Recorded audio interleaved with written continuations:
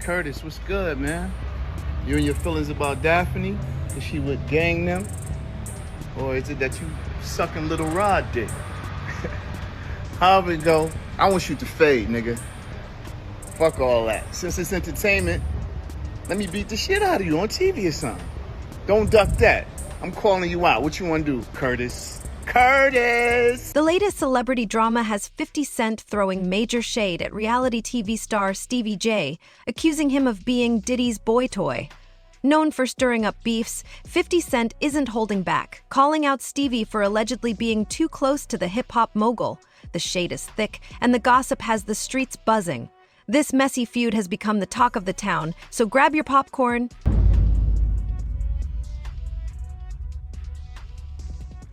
Do you think Diddy can come back from this? Because a lot of people saying it's over for him. Oh, it is over for him. Come back to where? To be in the entertainer business? Listen to me, man. And I don't want to bring this guy's story up because it's old. And I know he's trying to live past it, but I'm going to bring it up anyway.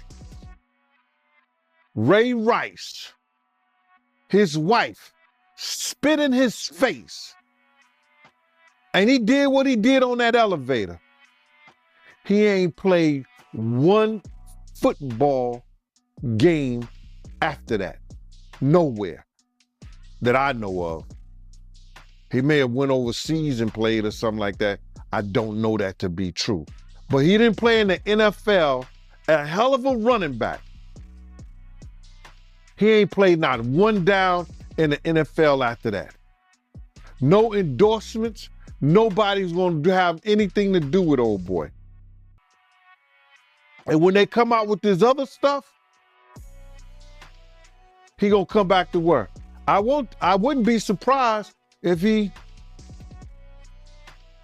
do the ultimate sin, his suicide. Because bruh, he's such a narcissistic that he couldn't stand not being somewhere and not being seen. His whole life, his whole career was about him being seen in the public.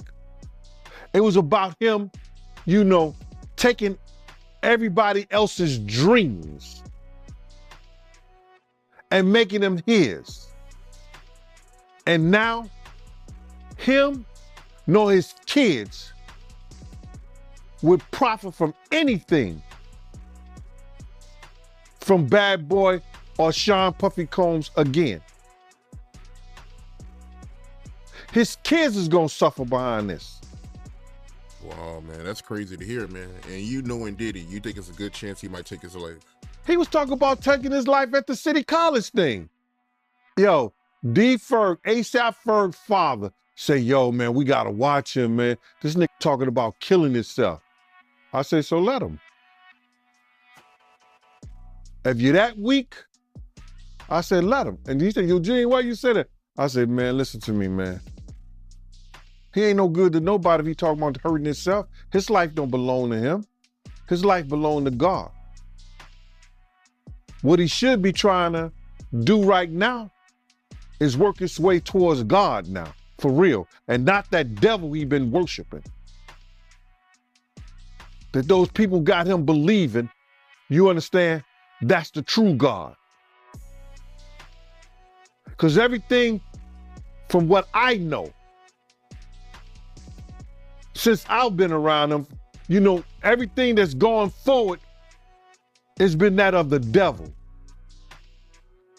The drugs, the alcohol, the partying, everything has been of the devil. Let's break down the drama brewing between 50 Cent, Stevie J, and Diddy. Known for his relentless shade, 50 Cent is no stranger to stirring the pot, and this time, his target is Stevie J. Their feud has been simmering for a while, fueled by rumors and tension, but 50 recently took it to another level by publicly calling Stevie J Diddy's boy toy. Stevie J and Diddy have a long history of working together, with their bond sparking rumors of a deeper connection beyond friendship. While nothing is confirmed, the gossip has only added fuel to the fire. 50 Cent, never one to hold back, didn't mince words as he aired out his thoughts, igniting a frenzy of speculation and chatter. Now all eyes are on this messy situation, and it's clear the drama is far from over. Yeah, we're gonna see, man. We're gonna see what they got. But speaking of the raid, right? Did you see that viral video of Diddy? He was seen in Miami with Stevie J after the raid. You seen that video? Yeah, I seen it. What you think about that? Well,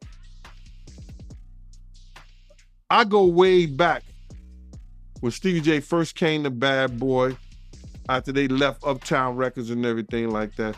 And Stevie J and Puff fell out real bad over, it could have been producer credits and the whole 9 yards.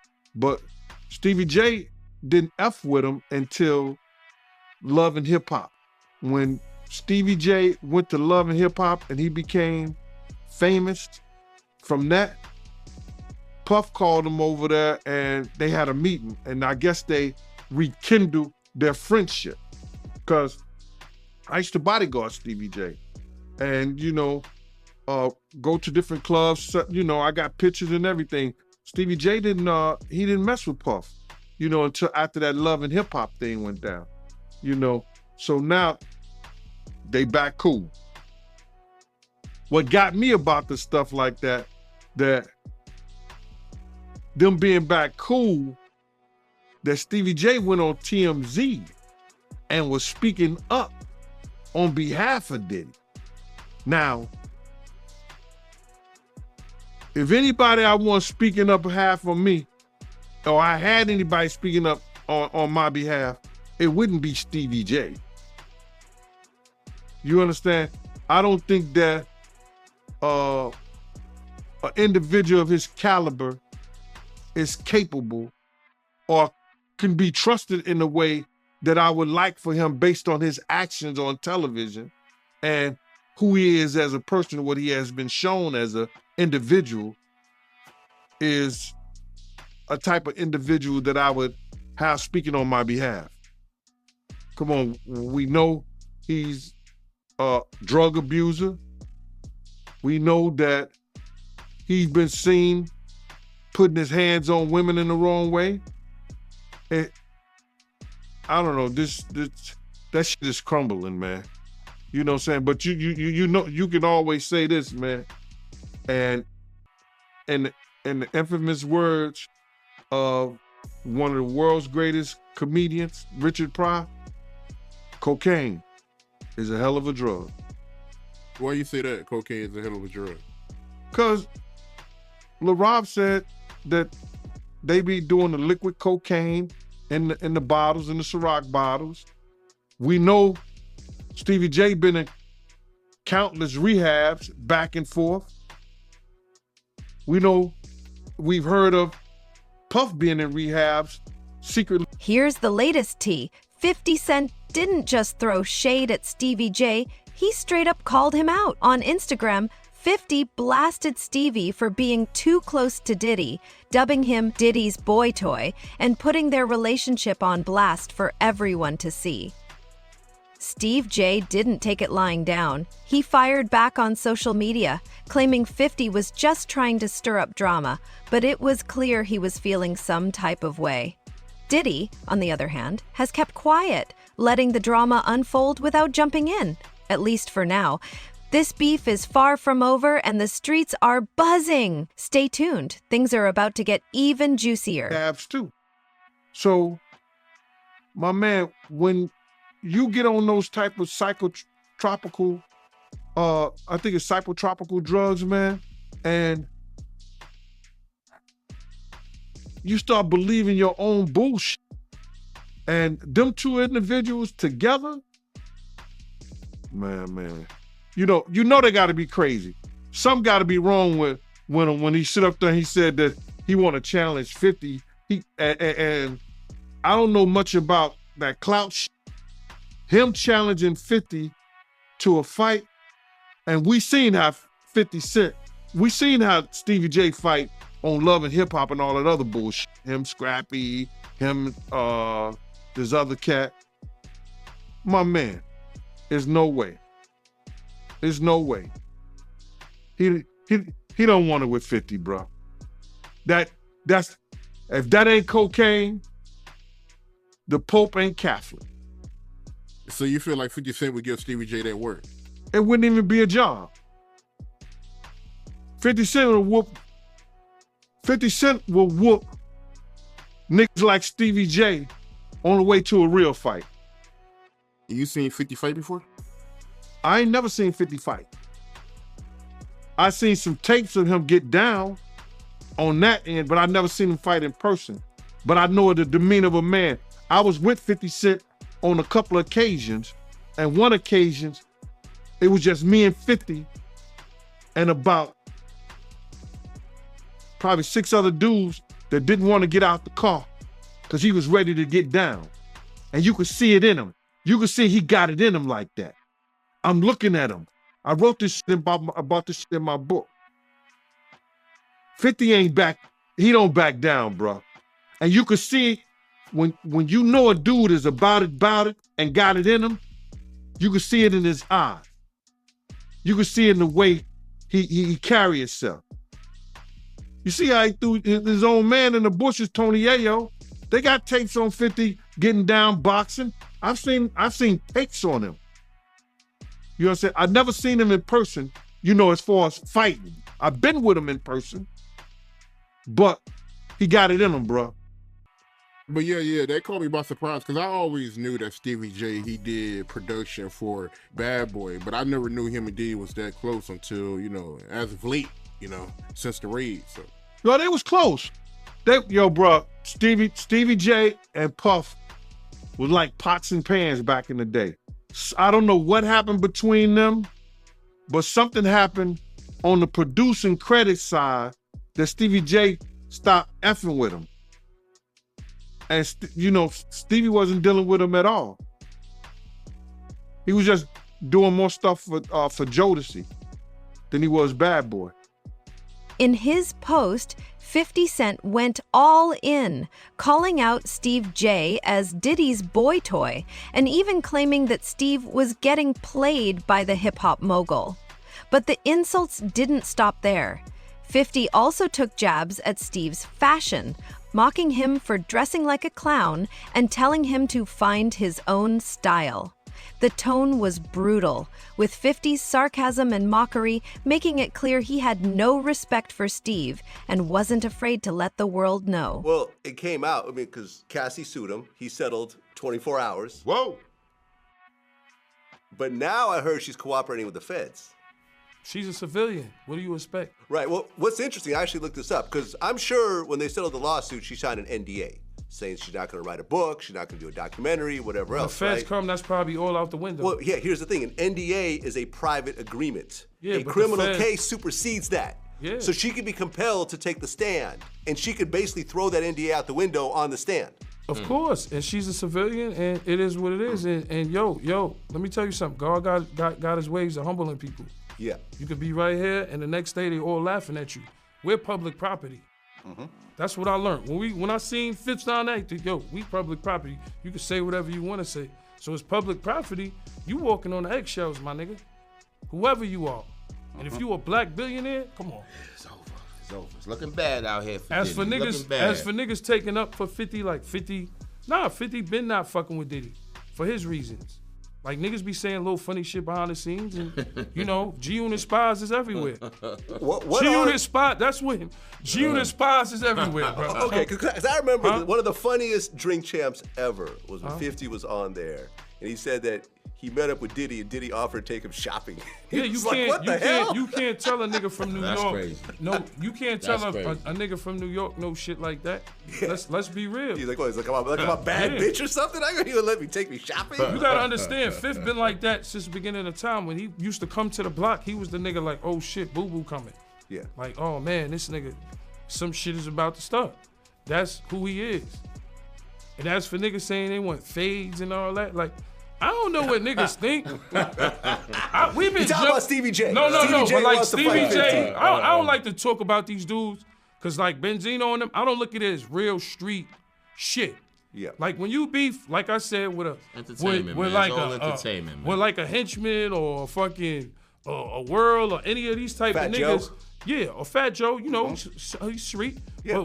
But like a Benzino, like years ago, we ran down on Benzino in Miami.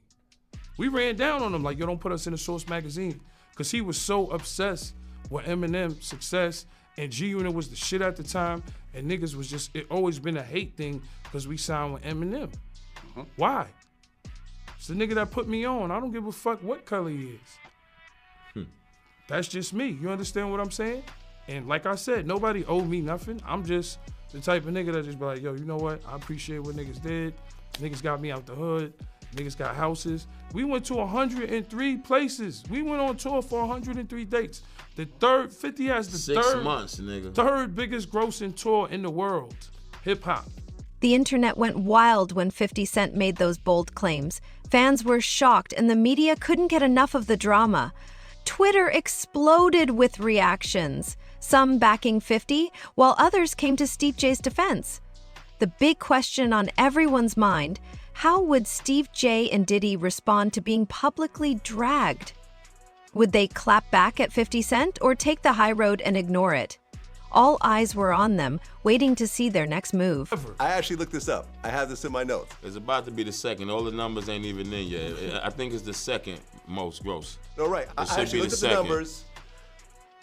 You guys made $123 million on that tour. Number 2 was Drake. It was all Blur tour, $189 million. And number 1 was Jay-Z and Beyonce on the Run, $253 million. Okay. A lot of money, though. Yeah, 50 is a lot of money. 50 is crazy. A marketing genius, and we had fun on that road. We went to all kinds of places. We went to Paris. We went to Dubai. Bahrain, we went to shout to Abu Dhabi. Shout to Bahrain, Thailand. All over, yo, and man. those experiences. Mumbai, India. And look, you got to understand, me and 50 was always Murder fans.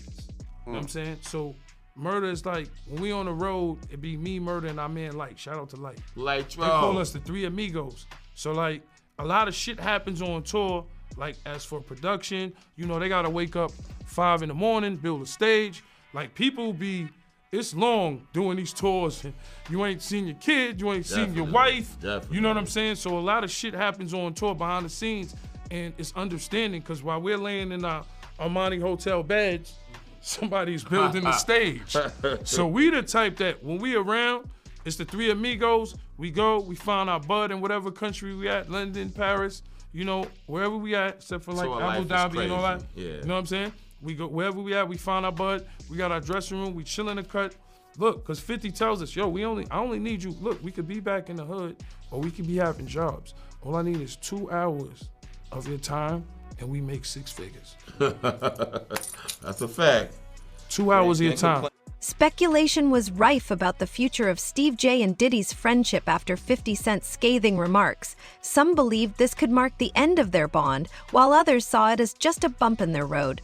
One thing was certain, this celebrity feud was far from over.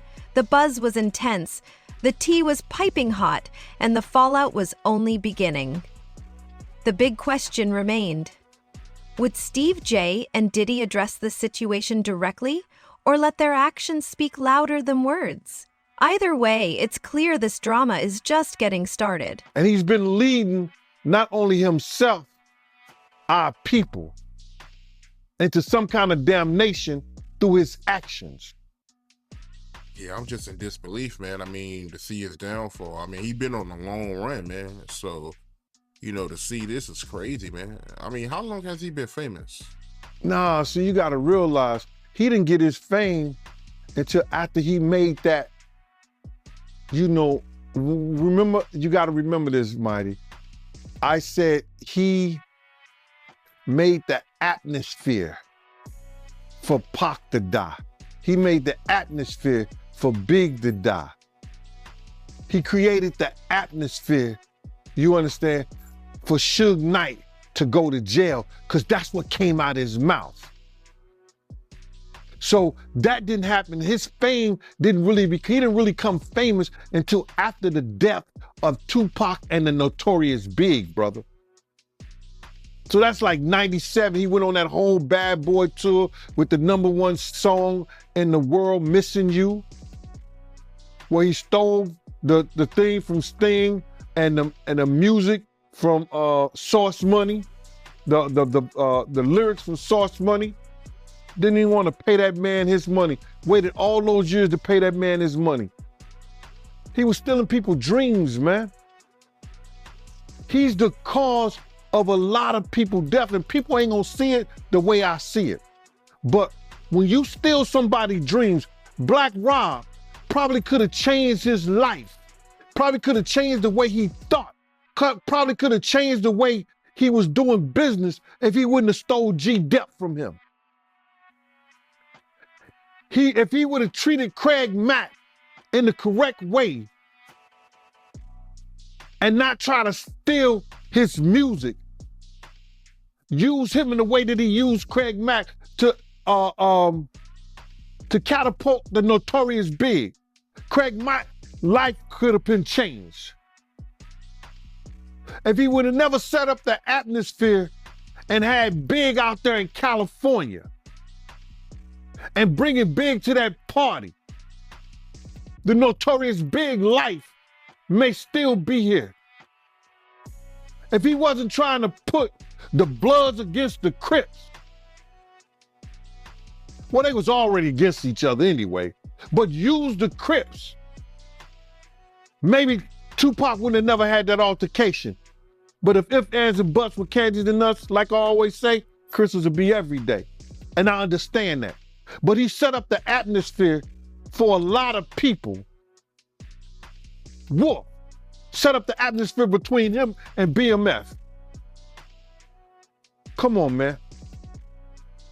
They say one day you gotta pay the piper. That's why he getting that smoke. Sauce Money, you brought his name up. He had an issue with Diddy? The streets are buzzing after 50 Cent publicly called out Steve J, leaving everyone speculating about the future of his relationship with Diddy. Is this the breaking point or just a temporary setback? The tension is palpable, and all eyes are on them to see how this drama unfolds. Everybody knew that Puff took Tupac blueprint and changed Biggs and Bad Boy in image. I Get Around talked about how fly you was, how many girls you mess with, how many cars you drive, how much money you got, what you willing to do. He took his image. Pac was the first one on the scene wearing Versace shirts. He went and got the same Versace shirts Pac had. Which, all right, some dudes would do that. You would never catch me wearing something else, something that somebody else got. He was knocking down all the women that he thought Pac was knocking down. And what I mean is having sex with them. Why would you want to have sex with women you know for sure a dude that was once cool with you was dealing with? That's that image. Because you got to realize, bruh, Puff and Pac was cool at one time. We know this. Mopreme said that they was going to sign the Bad Boy. So if he's going to sign to Bad Boy, it was because of Corey and them. I put that picture on the internet. I put the picture on my channel of Corey Jones. Is Corey Jones, Corey Jacobs? I think Corey Jacobs and Pac right next to each other. Those was the real bad boys of Bad Boy. You understand? Those are the ones who got the 16 to life sentences. That Pac was gonna go and be with them first. But then Mopreme said when it became just Big and Puff, because Corey then went to jail, he changed his direction. But nobody know why Pac and Puff fell out like they did. You understand what I'm saying? Nobody know why. But Puff had an obsession with him for whatever reason it was, because he started wanting to act. He started wanting to rap. He had an obsession so bad. Steve J and Diddy have stayed completely silent since 50 Cent's scathing remarks went viral, fueling speculation about what's happening behind the scenes. Are they keeping a low profile to avoid adding fuel to the fire, or is there serious tension brewing? This isn't just a personal feud. It could have big implications for their careers. Both are influential figures in the music industry, and if the drama escalates further, it could start affecting their business dealings. With loyal fan bases invested in their reputations, any hit to their public image could harm their brands. The stakes are high, and this situation is far from over. That at his Grammy Award winning speech, he used the same speech that Pac used. That shit is crazy. So when I say I'm obsessed with talking about Puff and telling y'all the truth,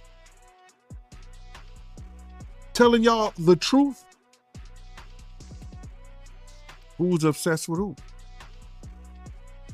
Pac had Sarah before Puff. Allegedly, he had Sally before Puff. And Kim had an obsession or liked Pac so much, she on the red carpet with Tupac shirt on.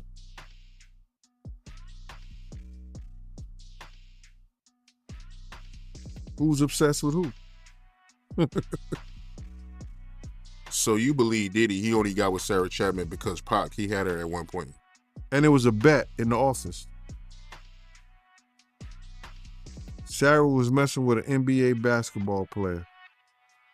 Puff bet all the niggas didn't believe that he could get it within 2 weeks. $100. So she actually was a $100 bet that he got. And who was the NBA player? I think it was Gary Payton, allegedly. That's what he said.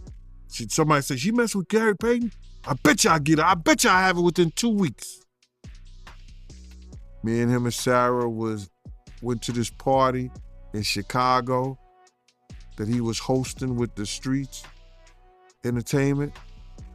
And we went to the store called Cranberry and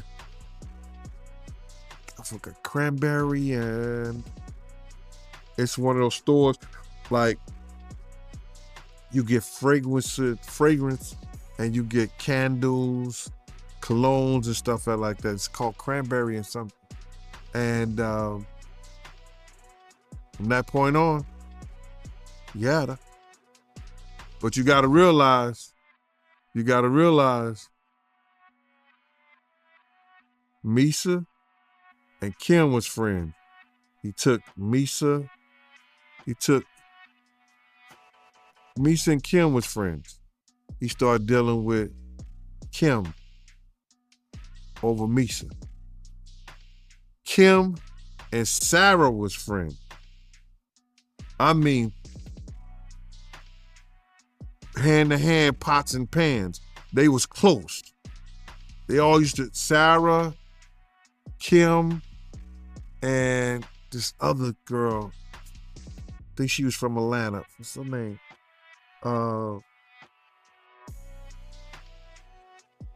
It missed me right now. But they all used to hang together. So then he went from Kim to Sarah. And he liked to do the friend thing. Looked like that. You know how celebrity feuds are? One moment it's war, and the next they're acting like nothing happened. Whether Steve J and Diddy patch things up or let the drama keep simmering, one thing's certain, the streets will be watching their every move. The spotlight is on, and this saga is far from over.